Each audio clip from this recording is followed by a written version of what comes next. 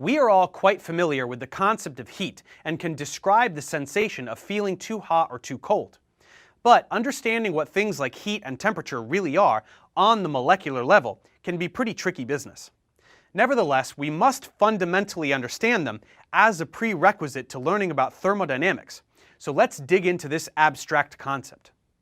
We can start with temperature, like the temperature outside today. It might be hot, it might be cold, but in science, we want to quantify everything that we can. So saying something is hot or cold just isn't enough. We want to be able to say how hot or cold with numbers. But that begs the question, what is it that temperature is physically measuring? Temperature is measuring the amount of heat energy available for work in a system. And heat energy is related to the average kinetic energy of the atoms and molecules within that system. We know that greater kinetic energy means objects will move faster, and this is true of molecules in the atmosphere just as it is of macroscopic objects. So higher temperatures simply mean faster moving particles. This kinetic energy of motion is distributed amongst translational or side-to-side motion, rotational or spinning motion, and vibrational motion, where the covalent bonds in a molecule bend and stretch. Heat will flow from hot objects to cool objects because as the particles move, they will impart some of their kinetic energy onto other particles through collisions. This will continue to occur until the whole system is at the same temperature, in a state called thermal equilibrium. This is how thermometers measure temperature.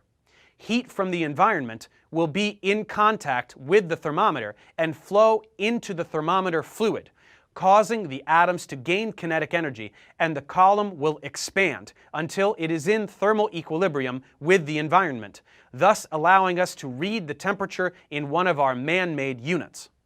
We must bear in mind that all phases of matter expand with higher temperature, whether solid, liquid, or gas. This phenomenon is called thermal expansion.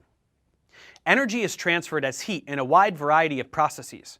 When a collision occurs, there is usually some heat generated. Friction can cause heat as well, which is why your hands warm up when you rub them together vigorously.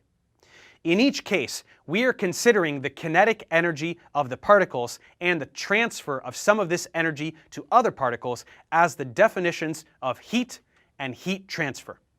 Heat is therefore a kind of energy in transit and will be measured in joules just like any other kind of energy.